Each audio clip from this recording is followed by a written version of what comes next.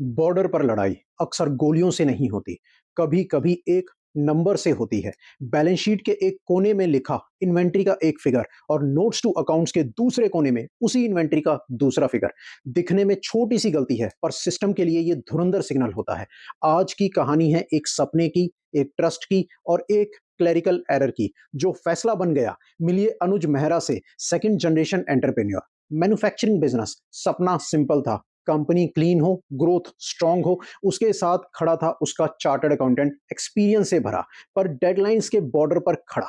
मार्च खत्म हो चुका था, अप्रैल का प्रेशर था, मई में ऑडिट था और जून में finalisation.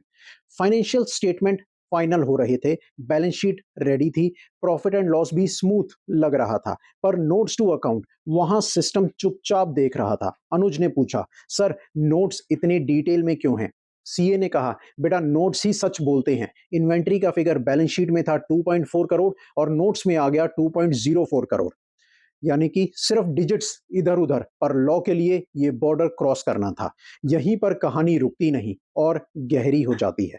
Related party transactions previous year भी, करंट ईयर भी, और डाटा उठाया गया सिर्फ एक लेजर से। बाकी रिलेटेड पार्टीज सिस्टम के अंधेरे में कहीं खो गई।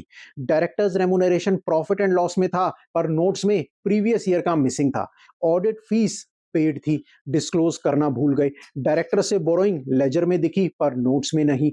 ये सब गलतियां अलग अलग नहीं होती, ये मिलकर रिस्क बन जाती हैं। स्क्रूटनी का मेल आया, please explain mismatch between balance sheet and notes. Anuj का एक ही सवाल, सर इतना स्ट्रिक्टनेस क्यों है? सीए ने धीरे से कहा, क्योंकि सिस्टम इमोशंस नहीं समझता। ट्रस्ट टूटने में सेकंड्स लगते हैं और बिल्ड होने में सालों लग जाते हैं। लेसन सिंपल है दोस्तों, इन्वेंट्री का फिगर बैलेंस शीट और नोट्स में सेम होना चाहिए। रिलेटेड पार्टी ट्रांजैक्शंस प्रीवियस और current year ledger wise disclose होनी चाहिए।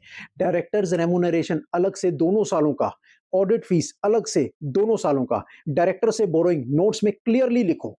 नंबर्स जब बोलते हैं तो कहानी बन जाती है, और जब कहानी गलत हो तो फैसला सिस्टम लेता है। अनुज को काम तब समझ आया और संभल गया, पर एक सवाल रह गया। अगली बार जब ये गलती रिपीट हुई, क्या सिर्फ क्लैरिफिकेशन का मौका मिलेगा या फिर ये प्रोफेशनल कंडक्ट का केस बन जाएगा? अगर आपको ये कहानी रियल लगी तो लाइक कर दीजिए, अपने सीए या बिजनेस पार्टनर के साथ शेयर कीजिए, और ऐसी धुरंधर कहानियों के लिए सब्सक्राइब करें सीए अमित बंसल, क्योंकि लॉ सिर्फ रूल्स नहीं होता, वो कहानी मांगता है। Thank you.